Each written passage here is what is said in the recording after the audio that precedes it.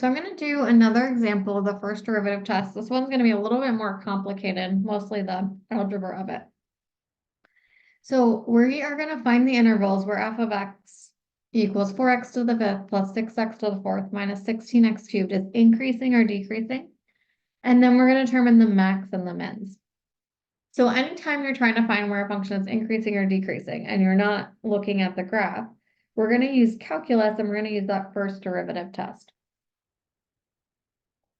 So to find this, what we first do for the first derivative test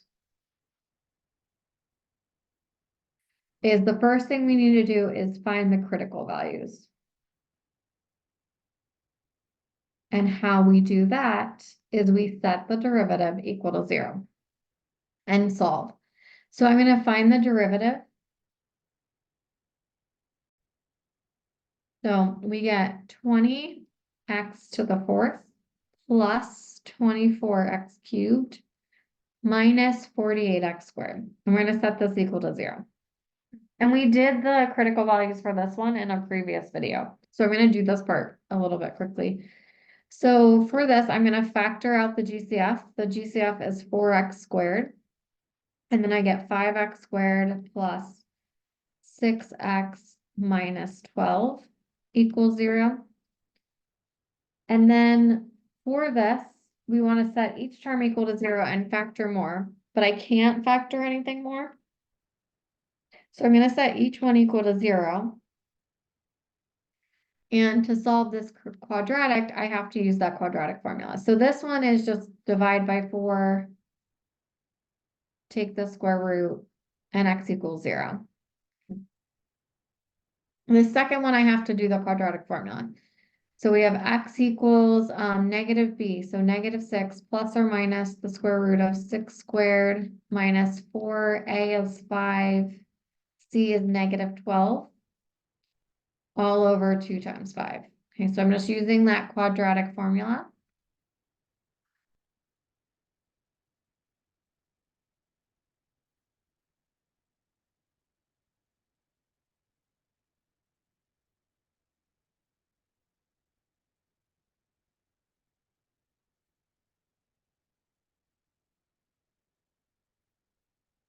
Okay, so if I do that, I get 1.061. I'm going to do 3 decimal places.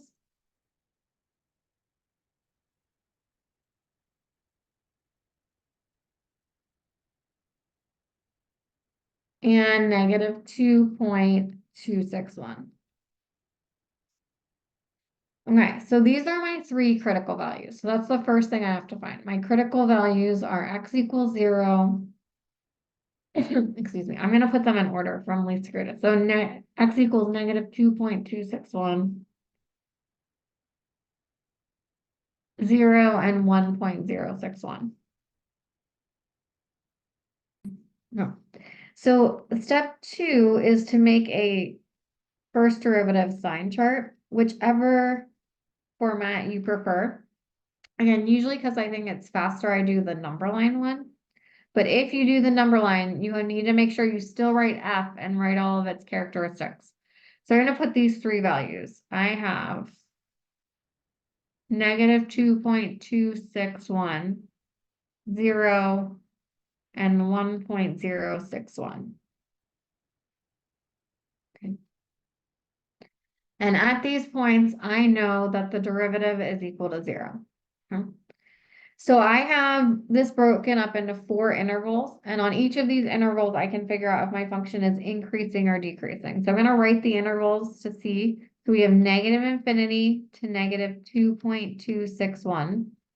My second interval is from negative 2.261 to 0. And then I have from 0 to 1.061. And my last interval is 1.061 to infinity. So again, you can also write your x intervals and do this chart this way. So then I need to pick test points in each one. Okay, so I'm going to pick in this interval, negative 4. Again, you can pick any value less than negative 2.261. In this interval, I'm going to pick negative 1. From 0 to 1.061, I'm going to pick 1. And then here, I'm going to pick 3. Again, you can pick any numbers, they don't have to be that.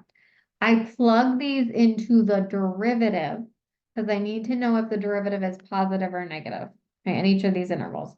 Again, it's always going to be positive in this interval because the derivative can only change from positive to negative after it hits a zero. Okay?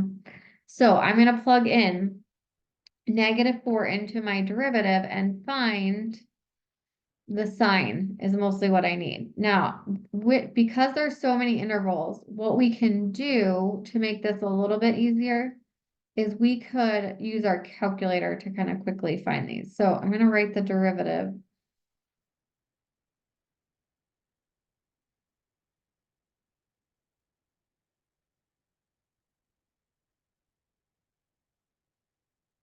Okay, so this is my derivative, and you can use the factored one or the original. It doesn't really matter.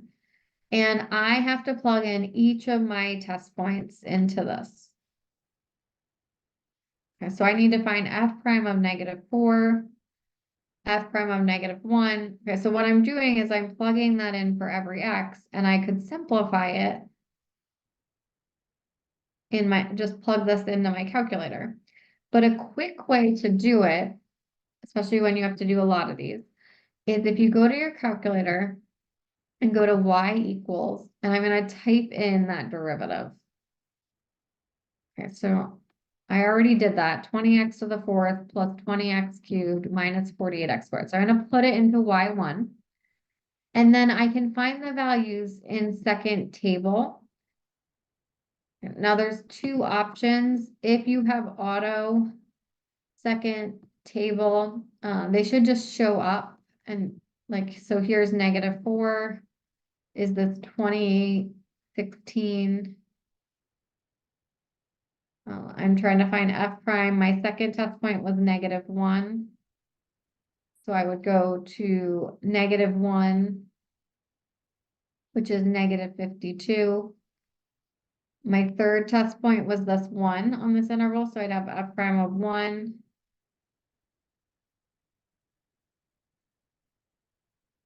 Which was -4. And then I would do f prime of 3. That's my fourth test point, which is 1836. Again, I really just need the signs, but so that's a quick way to do it. If you ever have to do a test point that's a decimal, what you can do is you can go to second and then window for table set and change auto to ask. Then hit second table again, and then you can type in any value in for your x value. So if I need a 0.5, and it will give me the y value. So that's the other way to find it.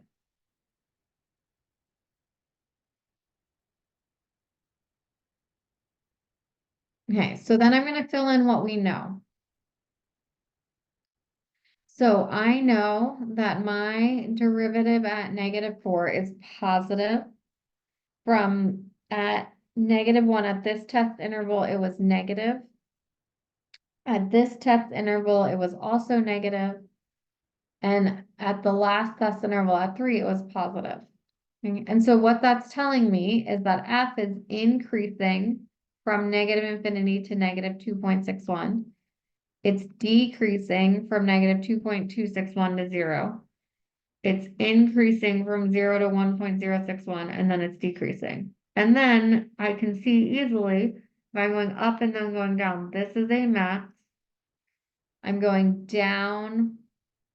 Oh, sorry, I wrote these backwards. This should be still decreasing. This should be increasing.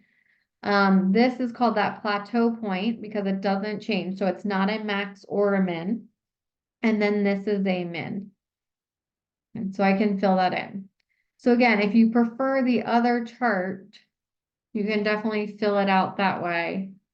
I would have to erase this, but you can do these intervals and put your f prime and f. And if you want to put like what your test point is,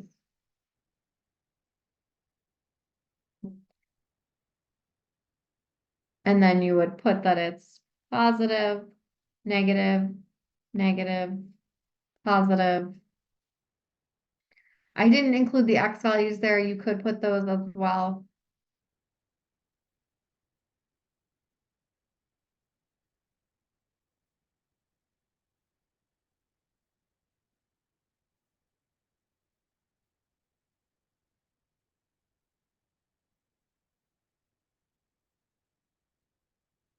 I'm not gonna have enough room, but negative 2.610 and this 1.6. If you're doing it this way. And then I would have, this is increasing, or you could put the arrow decreasing, and this is a min. Sorry, this is a max.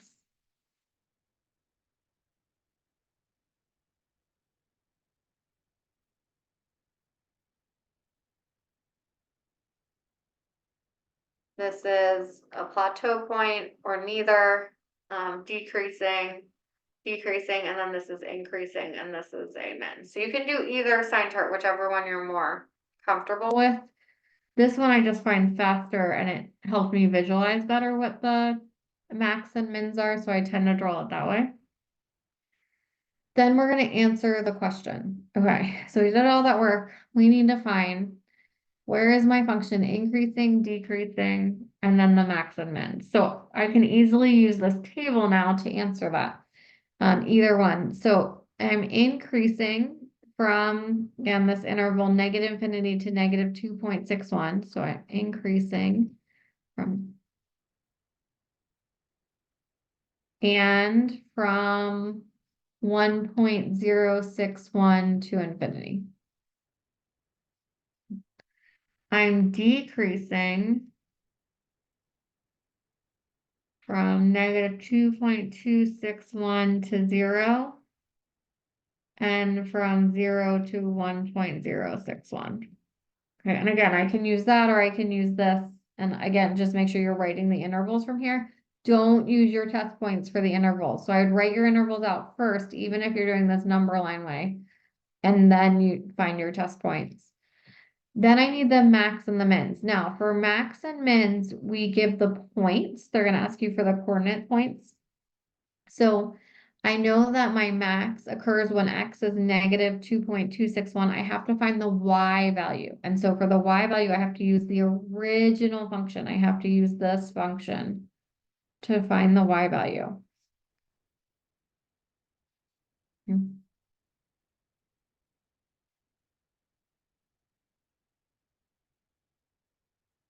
So I'm going to write that function first here. So f of x equals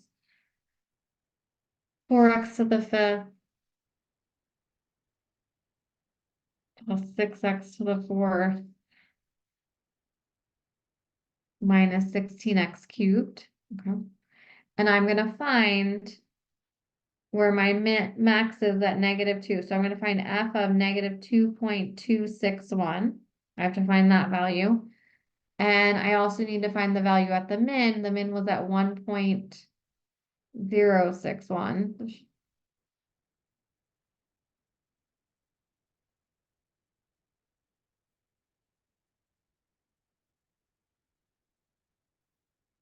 And I would do the same thing that I did for the derivative. In my calculator, just to save time,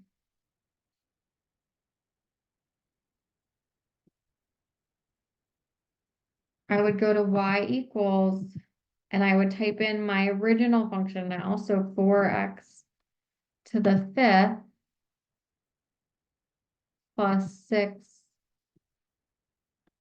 to the fourth minus 16x cubed, and go to second table, and I have it on auto, so I'm just gonna type these in, but you'll have to change this one to auto because these are not integers.